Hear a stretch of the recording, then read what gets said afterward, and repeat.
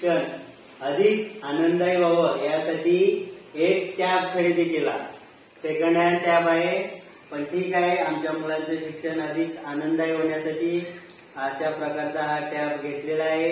आणि मुलांना तुम्हाला टॅब आवडला का? टॅबवर शिकता येते का? आज काय काय बघितलं टॅबवर सांगा. घड्याळ शिकलो का रे? मजा आली का? घड्याळ सेट करता येते का आता? अजून काय काय बघितलं आज मोबाईल मध्ये? गोष्टी कोण वाचली? अजून काय काय टॅब मध्ये सांगा. पहिलीच्या मुलांसाठी आपण आहे ना रे? पहिली, दुसरी, तिसरी, चौथी, पाचवी मुलांना आज आपल्या टॅबचा शाळेतला पहिला दिवस होता.